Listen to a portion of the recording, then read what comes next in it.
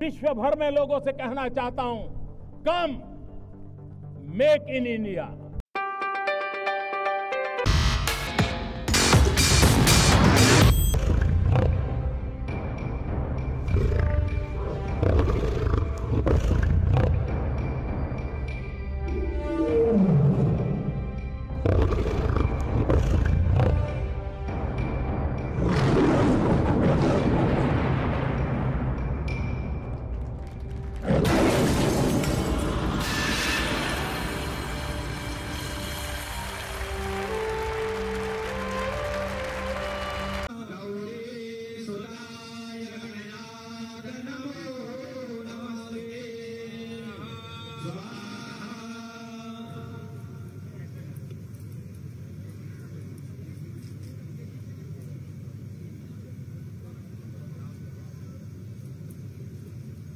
हरि ओम सहस्रशीरेखा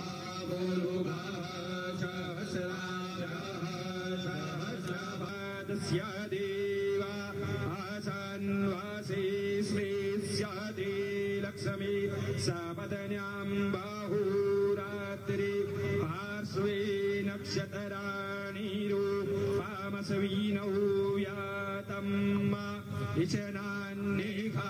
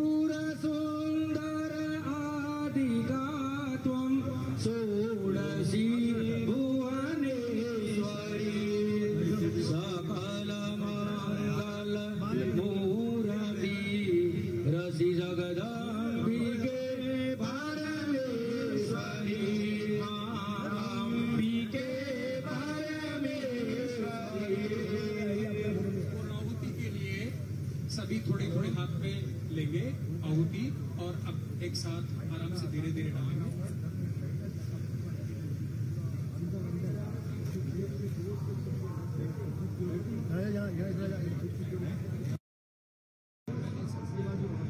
जगह तो है, आ जाओ नीचे पर नीचे रहना। सदा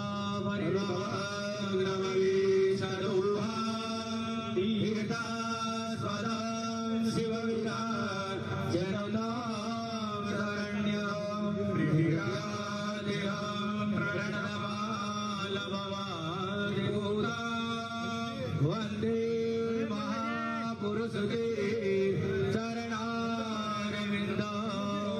पूर्णा गर्वी परापता सुपूर्णा पुनराभा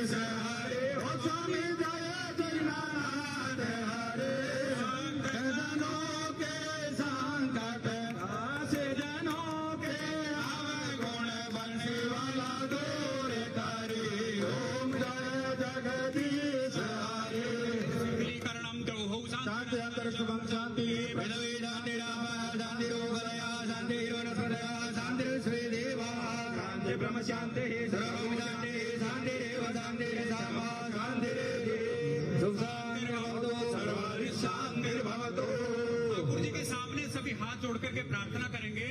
त्वमेव माता च पिता त्वमेव त्वमेव बन्धो सखा त्वमेव त्वमेव विद्या द्रविणां त्वमेव त्वमेव सर्वं मम देव देवा। पापोहम पाप कर्माहम पापात्मना पाप संभवै त्रैमां भवदेवास सर्वपापरोह मंत्रहीनम क्रियाहीनम भक्तिहीनम सुरेश्वरा। यद्बोधितं मया देव परिपूर्णं तदस्तु मे। पैर को हिलाएंगे जैसे परिक्रमा कर रहे हैं ठाकुर जी की। ओम चेती तानि प्रचरन्ति जगासानि गङ्गिनः एकाग्रसहस्रयोजने वदन्वानि धर्मसे। धर्म की अधर्म का प्राणियों में विश्व का भारत माता की गौ माता की अपने अपने गुरु महाराज की अपने माता पिता की गुरुदेव भगवान की आनंद कंद भगवान की हर हर महादेव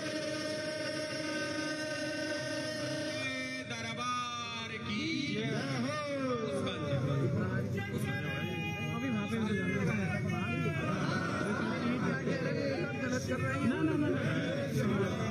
ओम जगनेन जगन्मय जन्तदेवास्तानि धर्माणि प्रथमान्यासन्न हेयनागां महिमानः सदन्तपूर्वे साध्याः सन्ति देवाः।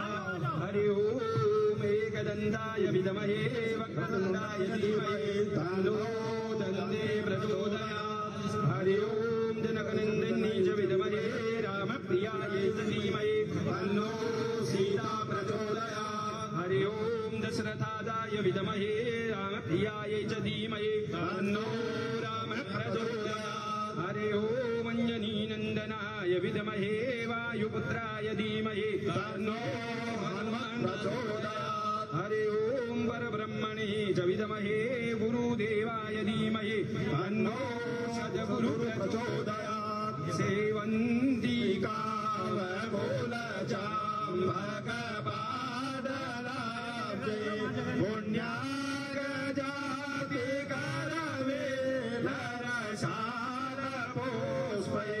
बिल्वा प्रवाल तुलसी दलमाञ्जरेभि त्वं पूजयामि जगदीश्वर मे प्रसीद।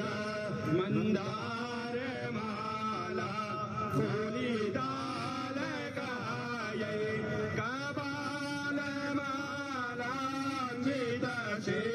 कपालमालाञ्चितशेखराय दिव्याम्बराय च दिगम्बराय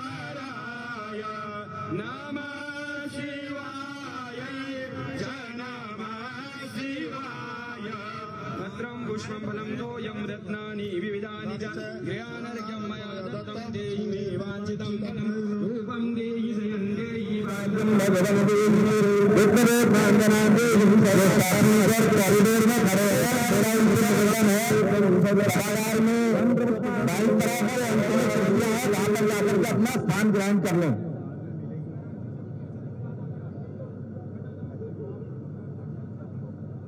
शिव समान दाता नहीं विपति विदार निहार लाचार सब चीरा दियो बाबा नंदी के शिवार। सात सृष्टि तांडव रचयिता नटराज राज नमो नमः। गिरि आद्य गुरु शंकर पिता नटराज राज नमो नमः। सात सृष्टि तांडव रचयिता नटराज राज नमो नमः। सात रचयिता नटराज राजन नमः गंभीर नाद मृदंगना दौते उरे ब्रह्मांडना गंभीर नाद मृदंगना दौते नित होते नाद प्रचंडना नित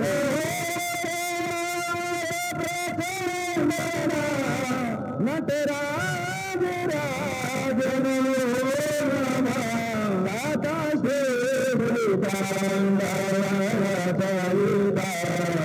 नटराज राजन दाता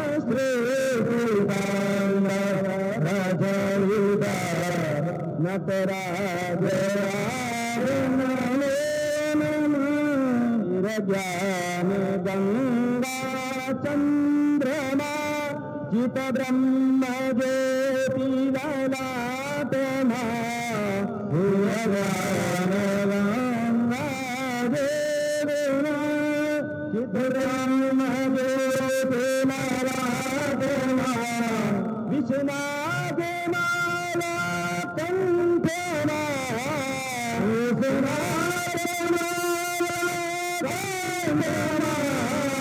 नटराज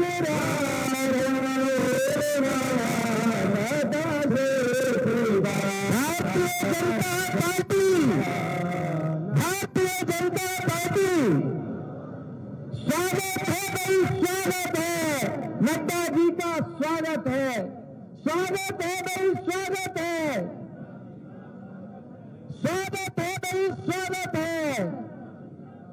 भाई, स्वागत है भाई, स्वागत है। हमारे बीच में हमारे राष्ट्रीय अध्यक्ष आदरणीय जेपी नड्डा जी हमारे बीच में पूजा में पूरा समय से है, उनका बहुत बहुत अभिनंदन करते हैं और प्रदेश अध्यक्ष जी उनको मंच पर लेकर आ रहे हैं। मैं आप सबसे निवेदन करता हूं, करतल ध्वनि से जोरदार तालियों से आदरणीय अध्यक्ष जी का अभिनंदन कीजिए।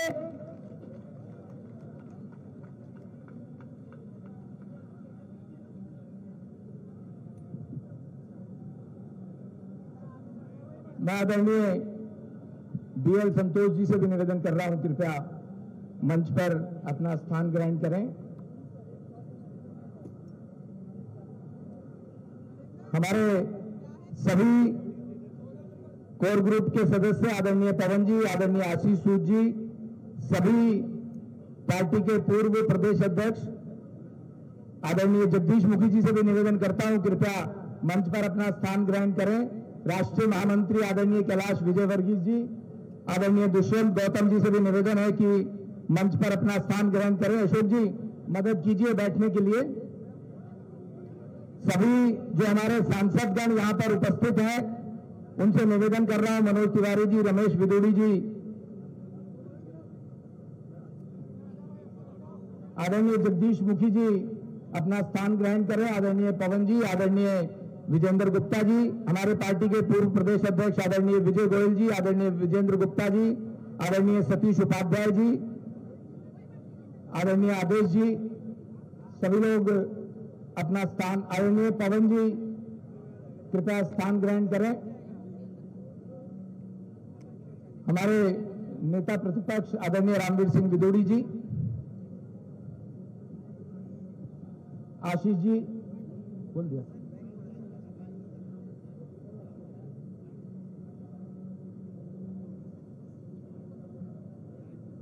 आज हम सबके लिए बहुत आनंद की बात है, बहुत हर्ष की बात है, बहुत खुशी की बात है कि दिल्ली प्रदेश भारतीय जनता पार्टी का कार्यालय बनने जा रहा है। आज कार्यालय के भूमि पूजन के लिए, शिलान्यास के लिए पार्टी के राष्ट्रीय अध्यक्ष आदरणीय नड्डा जी ने, प्रदेश अध्यक्ष आदरणीय हम सबका मार्गदर्शन करें। आदरणीय नड्डा जी, जोरदार तालियों से अभिनंदन होना चाहिए। भारत माता की। आदरणीय नड्डा जी, आज के इस कार्यालय के भूमि पूजन के कार्यक्रम में मंच पर उपस्थित हमारे जुझारू अध्यक्ष और संवेदनशील अध्यक्ष श्री वीरेंद्र सचदेवा जी, हमारे राष्ट्रीय उपाध्यक्ष और हमारे प्रभारी दिल्ली प्रदेश के बैजयंत पांडा जी, हमारे विपक्ष के नेता श्री रामवीर सिंह बिरदूरी जी, हमारे राष्ट्रीय महामंत्री संगठन सम्माननीय बीएल संतोष जी, हमारे दिल्ली प्रदेश की सह प्रभारी बहन अलका गुर्जर जी, हमारे उपस्थित यहाँ राष्ट्रीय महामंत्रीगण, हमारे सभी सांसदगण, विधायकगण, पूर्व में रहे अध्यक्षगण, हमारे सभी कॉरपोरेटर्स और यहाँ बड़ी संख्या में आए हुए दिल्ली प्रदेश के सभी कार्यकर्ता बंधु, आज हम सबके लिए बहुत ही सौभाग्य की बात है कि बहुत लंबा इंतजार और कानूनी दाव पेच को सबसे लड़ते हुए बहुत लंबे इंतजार के बाद भारतीय जनता पार्टी का दिल्ली प्रदेश का कार्यालय का कार्य शुरू हो रहा है। उसका भूमि पूजन का कार्यक्रम आज था। मैं अपनी ओर से और पार्टी के सभी वरिष्ठ नेताओं की ओर से आप सबको इसके लिए हार्दिक बधाई देता हूं और शुभकामनाएं देता हूं। जैसा कि वीरेंद्र सचदेवा जी ने कहा कि ये एक ऐतिहासिक दिन है, ये ऐतिहासिक पल है। पार्टी हमारी बहुत लंबे समय से, अगर हम कहें तो 50 के दशक से जनसंघ और उसके बाद से भारतीय जनता पार्टी 80 के दशक से इस विचारधारा को लेकर के चलती रही और दिल्ली भारतीय जनता पार्टी की एक प्रमुख भूमिका रही है इस विचारधारा की यात्रा को आगे बढ़ाने में। ऐसी दिल्ली में आज अपना कार्यालय हो रहा है और उस कार्यालय बनने के हम चश्मदीद गवाह बन रहे हैं। ये हम सब के लिए सौभाग्य की बात है और ये ऐतिहासिक दिन, आज के इस ऐतिहासिक दिन में हम जरूर चाहेंगे कि इनको भी याद करें जिन्होंने इस पार्टी की नींव को रखा और दिल्ली प्रदेश की भारतीय जनता पार्टी की इस लंबी यात्रा में अपना बहुत बड़ा योगदान किया। हमारे बहुत से वरिष्ठ लोग यहां बैठे हैं, सबने केदारनाथ साहनी जी को काम करते देखा है, सबने देखा है कि किन संस्कारों के साथ उन्होंने हम सबको बड़ा किया। हम आज जानते हैं कि विजय कुमार मल्होत्रा जी से आज भी कोई भी परामर्श लेना हो तो वो हमारे लिए उपलब्ध है। हम याद करते हैं मदन लाल खुराना जी को, जिनकी अग्रेसिव पॉलिटिकल एक्यूमेंट के साथ काम करना और पार्टी को छोटी पार्टी से बड़ी पार्टी बनाने में उनका कितना बड़ा योगदान है। हम याद करते हैं अरुण जेटली जी को, जिनके पास हम हमेशा परामर्श के लिए जाया करते थे। हम याद करते हैं सुषमा जी को, जो हर पल हम लोगों के साथ हुआ करती थी, और साहब सिंह वर्मा जी ने तो हम लोगों के साथ कंधे से कंधा मिलाकर के इस लड़ाई को लड़ा है, तो उनको भी हम याद करते हैं। ऐसे ऐतिहासिक दिन में मैं कुछ बातें भी आपसे जरूर ताजा भी करना चाहता हूं। ये अजमेरी गेट से शुरू हुई यात्रा पंडित पंत मार्ग से होती हुई दीनदयाल उपाध्याय मार्ग तक की यात्रा ऐसे ही नहीं हुई है। लाखों कार्यकर्ताओं ने, हजारों हमारे पदाधिकारियों ने अपना योगदान किया है और उस कारण से ये संभव हो पाया है। अभी जिक्र कर रहे थे सचदेवा जी की पार्टी के कार्यालय बनाने की बात पार्टी के राष्ट्रीय नेतृत्व में तय किया। मैं आपसे सिर्फ साझा करना चाहता हूं, जब प्रधानमंत्री मोदी जी प्रधानमंत्री बने 2014 में, तो वो 11 अशोक रोड आए और उन्होंने 11 अशोक रोड में चर्चा करते हुए कहा कि क्या हम इन्हीं सरकारी भवनों में ही अपना कार्यालय चलाएंगे? भारतीय जनता पार्टी का कोई अपना कार्यालय बनेगा? और उस समय राष्ट्रीय अध्यक्ष अमित शाह जी होते थे। उन्होंने कहा हम इसकी योजना बनाते हैं और जरूर हम कार्यालय बनाएंगे। आपको जानकर के खुशी होगी कि अमित शाह जी ने पूरे देश में हर जिले में कार्यालय बने, इस बात को लेकर के उन्होंने निश्चय किया और 887 कार्यालय बनाने का हम लोगों ने निर्णय किया। आज मुझे खुशी है कि 500 से ज्यादा कार्यालय बनकर तैयार होकर समर्पित कर दिए गए। 166 कार्यालयों पर काम चल रहा है, कंस्ट्रक्शन चल रहा है और यह 167वां कार्यालय होगा जिसमें काम शुरू हो जाएगा। यह भी हमको ध्यान में रखना है। और लगभग कुछ कार्यालय है जिनकी जमीन को लेने की प्रक्रिया चल रही है। यह कार्यालय मुझे बताया गया है कि 4 स्टोरी बिल्डिंग होगी। ये हम सब जानते हैं कि इसमें एक बड़ा ऑडिटोरियम होगा, इसमें हमारे ऑफिसेज होंगे, प्रेस के लिए मीट करने के लिए एक अलग से ऑडिटोरियम होगा और छोटी बड़ी कॉन्फ्रेंसेस करने के लिए अलग से व्यवस्था होगी। और सबसे बड़ी बात यह है कि यह कार्यालय डिजिटल और इलेक्ट्रॉनिक इक्विपमेंट से इक्विप्ड होगा और मॉडर्न फैसिलिटी से इक्विप्ड होगा, जो हमारे कार्यकर्ता इसका उपयोग करेंगे। मुझे यह बताते हुए खुशी हो रही है कि हमारे कार्यकर्ताओं को इस कार्यालय का उपयोग करते हुए पार्टी को बढ़ाना, पार्टी के लिए नई रणनीति बनाना, पार्टी कैसे आगे बढ़े इसको सोचने के लिए इस स्थान का उपयोग होगा। इसके लिए भी मैं आप सबको बधाई देता हूं। मित्रों, एक बात हमको समझनी चाहिए, यह बीजेपी का ऑफिस नहीं है। मैं बार बार कहता हूं, यह बीजेपी का कार्यालय है। और जब मुझसे कोई पूछता है कि what is the difference between an office and अ कार्यालय, ऐसे ऑफिस 10 बजे खुलता है और 5 बजे बंद हो जाता है और कार्यालय का दरवाजा कभी भी बंद नहीं होता 24/7/365। शाम में जब ऑफिस बंद होता है तो कार्यालय की चहल पहल बढ़ जाती है।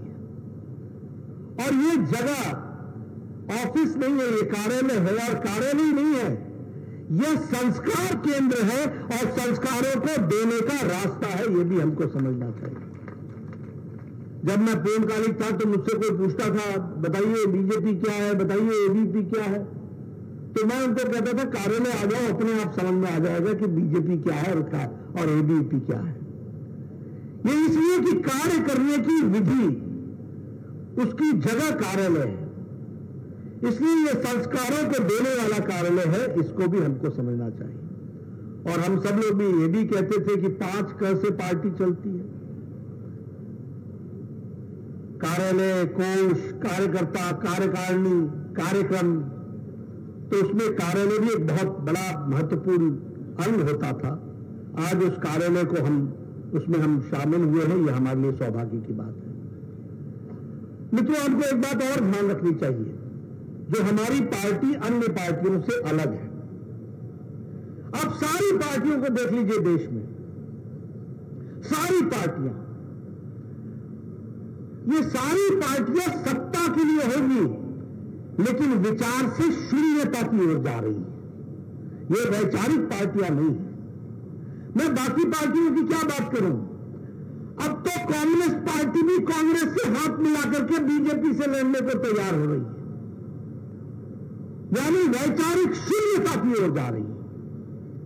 लेकिन हमारी पार्टी एक आइडियोलॉजिकल बेस्ड विचारों पर खड़ी पार्टी है।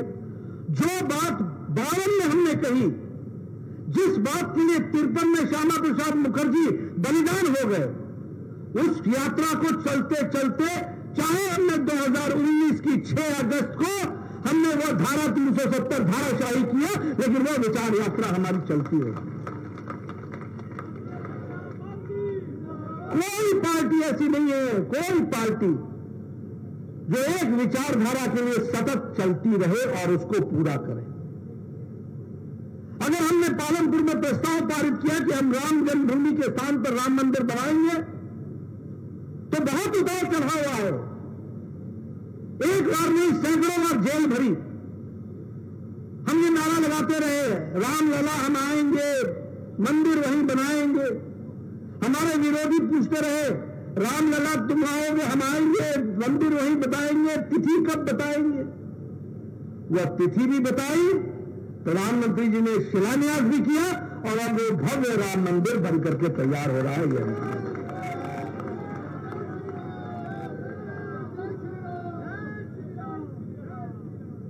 बैठा दीजिए, पानी पिला दीजिए।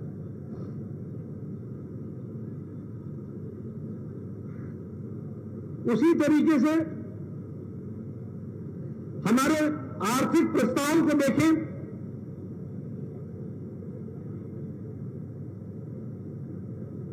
हमारे आर्थिक प्रस्ताव को देखें तो आर्थिक प्रस्ताव में दुनिया की जितनी भी देश की पार्टियां थी, उन पार्टियों ने समरसॉल्ट कर लिया, यू टर्न कर लिया, जो कहा उससे बदल गए। लेकिन हम लोगों ने, अगर दीनदयाल उपाध्याय जी ने अंत्योदय कहा तो उस अंत्योदय को बढ़ाते, अगर दीनदयाल उपाध्याय जी ने एकात्म मानववाद कहा तो उसको आगे बढ़ाते हुए अंत्योदय ले गए, और अंत्योदय के बाद मोदी जी ने सबका साथ, सबका विकास, सबका विश्वास, सबका प्रयास, वो यात्रा चलाए रखी, और आज उसी के तरीके से हम आगे बढ़ रहे हैं। ये आत्मनिर्भर भारत, लोग हंसते थे हमारे ऊपर, ये आत्मनिर्भर कैसे होगा? आज मोदी जी के नेतृत्व में भारत आत्मनिर्भरता की ओर जा रहा है और आगे बढ़ रहा है, और छलांग लगाता हुआ आगे बढ़ रहा है। यह भी हमको समझना चाहिए। न्यूक्लियर पावर पर हमारी नीति स्पष्ट थी। हमने कहा था कि हम न्यूक्लियर पावर बनेंगे।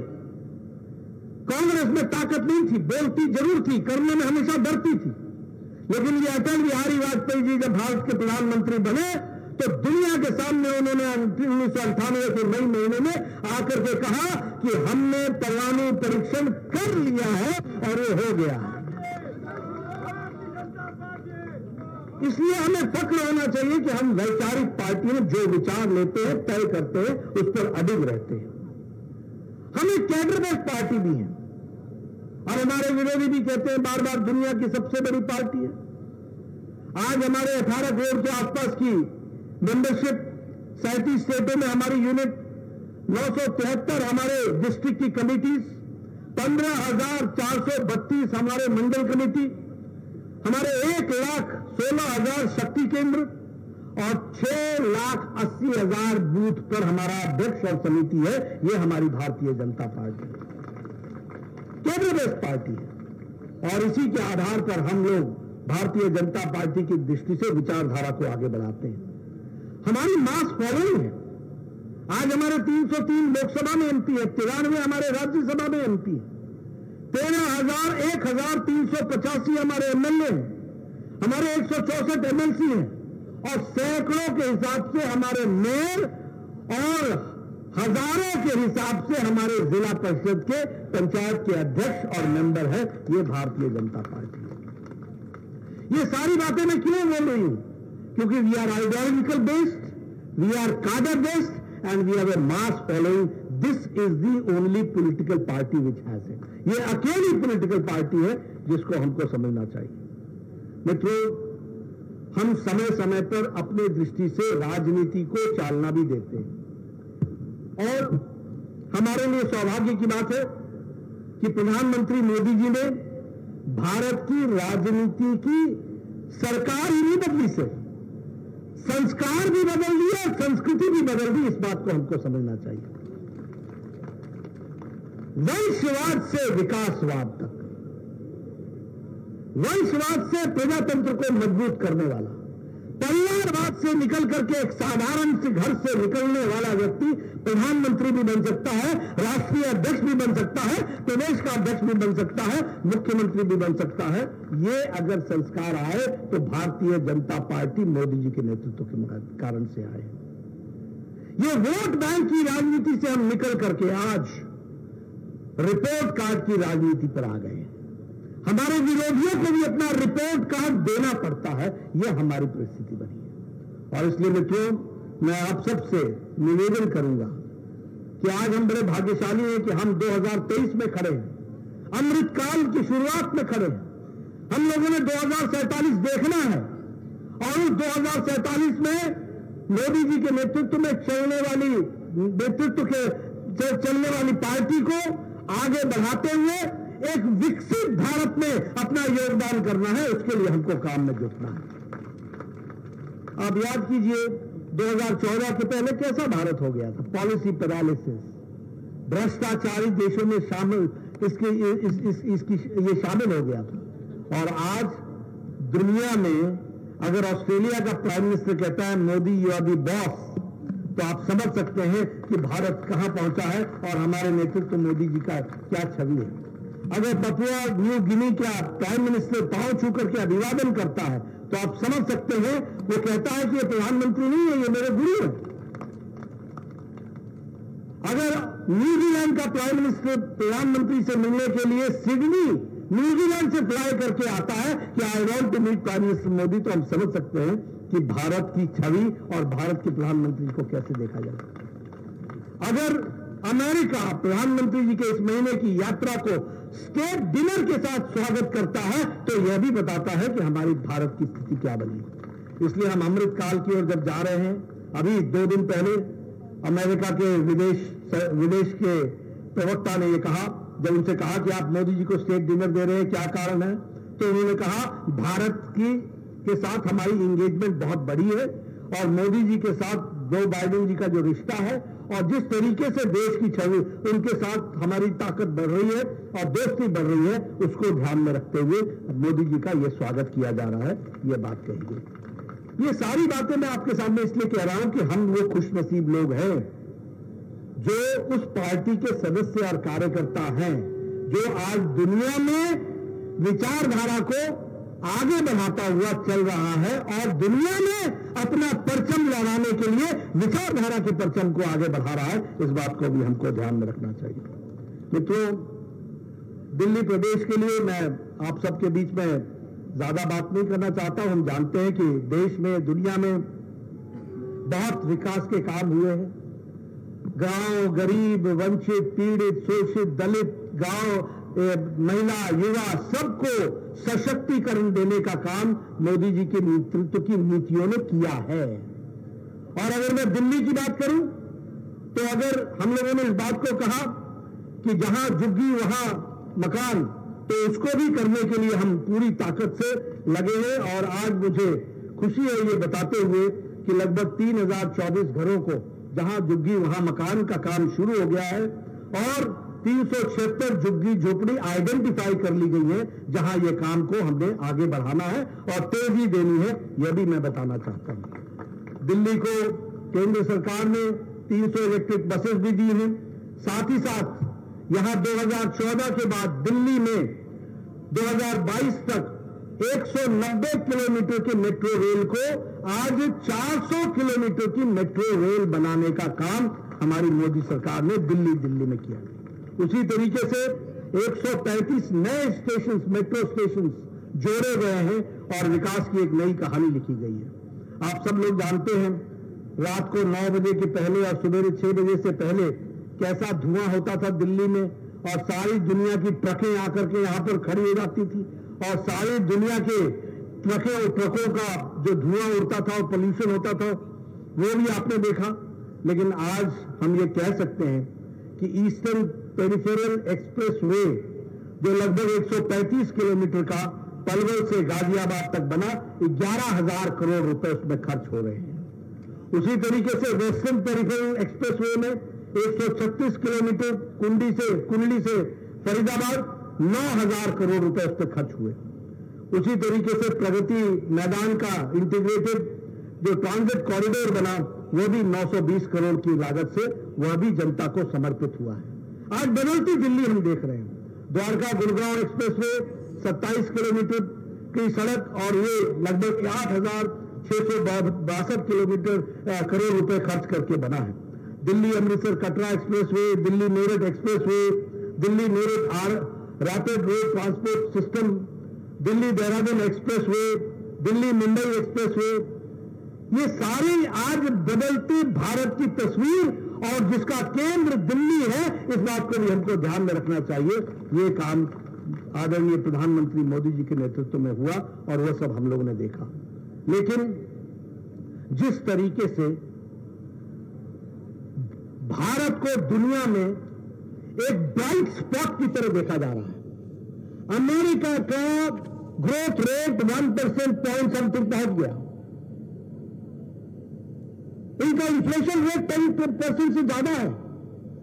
हम आज मॉर्गन स्टैनली के अनुसार, बैंक के अनुसार, हमारा ग्रोथ रेट 7.2% पहुंच गया और ब्राइट स्पॉट कहा जाता है। आत्मनिर्भरता से भारत चल रहा है। इसलिए दुनिया के नक्शे में जहां भारत ब्राइट स्पॉट बना है, दुख के साथ कहना पड़ता है कि दिल्ली केजरीवाल के नेतृत्व में ब्लैक स्पॉट बन गया है। इस ब्लैक स्पॉट को हमको बदलना है, ये तस्वीर बदलनी है। और कहने के लिए मैं नहीं कह रहा हूं, ये लोकपाल की यात्रा से आज लोभ और मालामाल होने की यात्रा पर चल पड़े। डिप्टी सीएम जेल में एक बेल पर आगे कोर्ट जाना आना भी ना हुआ है। ये कहते थे हम ईमानदार होंगे। तुम्हारी ईमानदारी की तो दुनिया ने मिसाल देख ली कि आजाद भारत में एक मुख्यमंत्री को साइन बोर्ड लेके चलना पड़ता है, मैं कट्टर ईमानदार हूं। ऐसा तो मैंने कभी देखा ही नहीं था कि नेता को साइन बोर्ड लेकर के चलना पड़े कि वह कट्टर ईमानदार है। यह स्थिति तुम्हारी हो गई। स्कूल तुम बोलते हो शिक्षा, शिक्षा के प्रांगण के सामने तो तुमने शराब की दुकान खोल दी।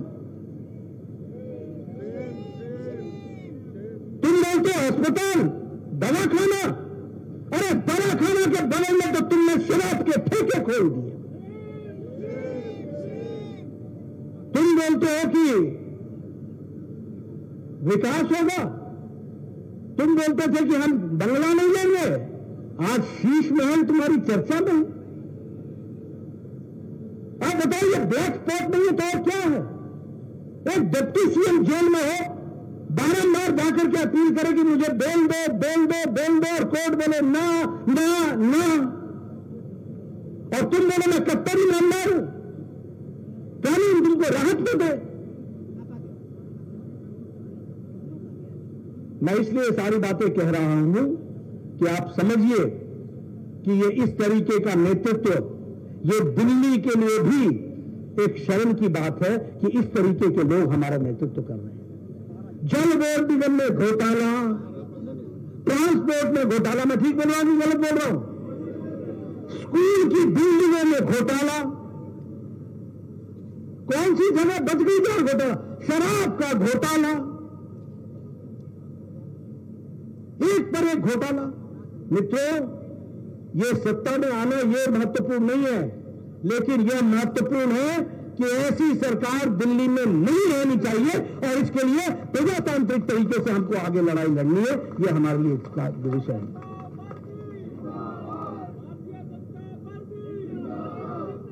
आज के दिन जहां मैं आप सब लोगों को बधाई भी देता हूं, वहीं हम कार्यकर्ताओं से यह जरूर कहना चाहेंगे कि इस चैलेंज को हम एक्सेप्ट करें और हम पासारिक पार्टी आप सबके साथ मिलकर के इस विचारधारा और संस्कारों के और संस्कार के साथ सरकार से, सत्ता से लोगों की सेवा के लिए आगे बढ़ने का जो हम लोगों का जज्बा है, उसको हम आगे बढ़ाएं, पूरी ताकत से बढ़ाएं। आप सब लोग इसमें आगे चले, यही मेरा आपसे निवेदन है। मुझे पूरा विश्वास है आप सब लोग, हम सब लोग मिलकर के बढ़ेंगे। बहुत बहुत धन्यवाद। जय भारत। भारत माता की